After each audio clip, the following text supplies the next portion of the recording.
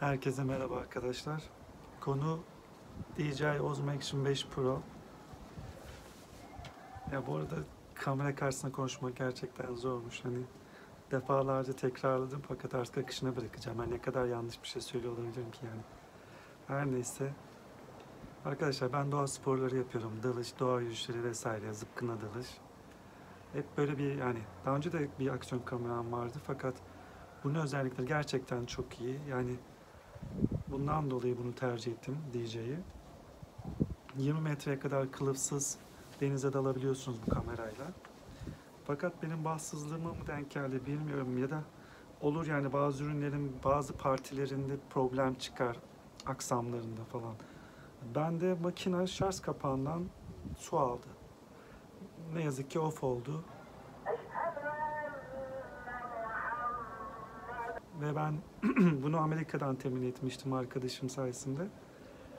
Bununla ilgili neler yaptım, nasıl yol izledim, başıma neler geldi bunu anlatmak istedim.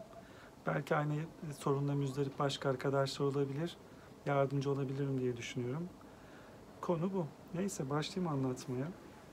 Evet. Şurada gördüğünüz gibi kapak, şarj kapağı girişi gayet rahat bir şekilde açıp kapanabiliyor. Ha, bu arada bu ikinci makine. Ya, bundan önceki makinede şu kapak ciddi bir şekilde, pil kapağı da aynı şekilde çok zor bastırıp böyle zorluyordu resmen açıp kapatırken. Yani bunun normal olduğunu düşündüm. Hani su geçirmemez özelliğinden dolayı normal olabileceğini düşündüm.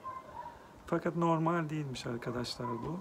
Yani normal olması gereken şunun bu şekilde rahat bir şekilde açılıp kapanması. Velhasıl bir gün evde makine kendi halinde duruyor. Elime aldım bir baktım. Şu kapak bu şekilde açılmıştı kendiliğinden. Şöyle duruyordu. Benden kaynaklanmış olabileceğini düşündüm. Yani iyi kontrol etmedim herhalde dedim. Bıraktım. Bu bir daha başıma geldi. Evde misafirlerim vardı. Merak etmiş olabilirler. Onlar bakmıştır dedim. Yani hiç ciddiye almadım. Her neyse. Arkadaşlarımla İstanbul'dan gelen arkadaşıma zıpkına dalış için denize gittik. Kıyafetlerimizi aldık. Son kontrollerimizi yaptık. Kapaklarını velhasıl her yerini kontrol ettim. Denize girdim.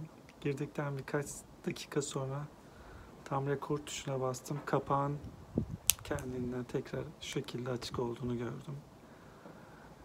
Aa, inanılmaz şok oldum yani şaşırdım ne yapacağımı bilemedim. Tekrar denizden çıktım. Biraz tatsız oldu yani hayal kırıklığı oldu benim için. Su aldı makine. Açılmadı tekrar. Yani kontrol etmiştik ben ettim. Arkadaşım bana verirken tekrar baktı denize girerken. Maalesef bu kapakta problem olduğu için yani çok kastığı için kapağında gözüküyor anladığım kadarıyla. Fakat kapanmıyor. Belli bir süre sonra kendiliğinden tık diye atıyor. Yani böyle bir sorunla karşılaştım. Ve tekrar bir şekilde Amerika'ya göndermem gerekti. Nasıl bir süreç yaşadım bunu size anlatmak istiyorum. DJ Amerika ile iletişime geçtim.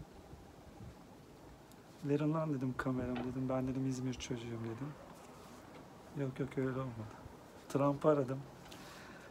Neyse. Yoksa nasıl alacağım bu kamerayı yani geri.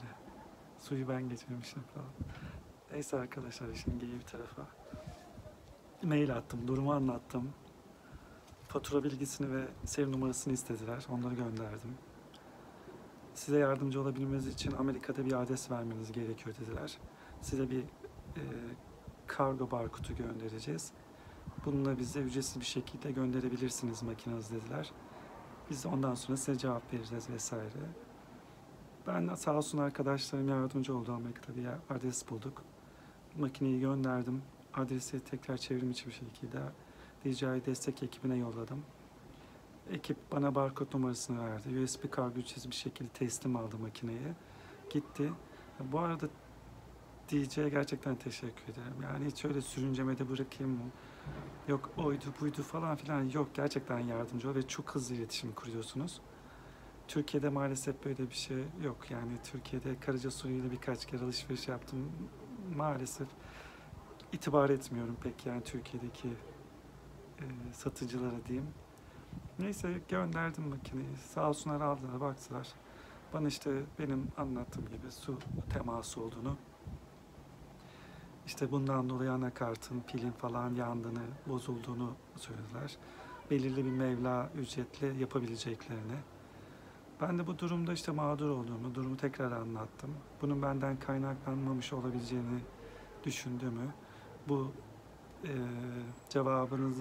cevabın beni hayal kırıklığına uğrattığını tekrar kontrol etmesini rica ettim. Kapağın kendiliğinden açılma ihtimali olabileceğini tekrar yazdım. Çok sert bir şekilde açılıp kapandığını detaylı bir şekilde anlatmaya çalıştım. İngilizce nasıl yapabildiğim kadar. Tekrar bir yarım saat, bir saat sürmedi, mail geldi. Konuyla ilgili tekrar inceleme yaptıklarını ve bana ücretsiz bir şekilde makine göndereceklerini söylediler. İnanılmaz sevindim. Dediğim gibi hiç yormadılar, üzmediler. Dürüst bir şekilde derdimi anlattım. Onlar en kısa zamanda bana dönüş yaptı. Makineyi ücretsiz bir şekilde yenisini bana tekrar Amerika'daki adrese gönderdiler birkaç gün içerisinde. Oradan bana gelmesi biraz uzun sürdü çünkü kargo ücretleri çok masraflı olduğu için yine o taraftan gelen bir arkadaş bize yardımcı oldu. Makine bu şekilde bana geldi.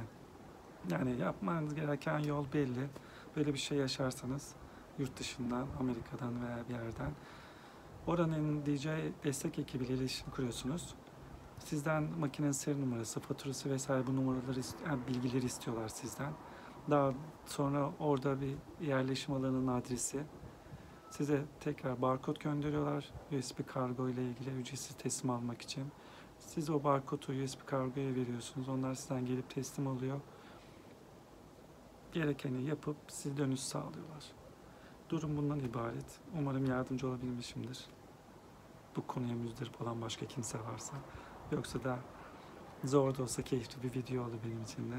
Tecrübe oldu. Durum bu. Sormak istediğiniz herhangi bir şey olursa yorumlarda belirtebilirsiniz. Elimden geldiği kadar yardımcı olurum.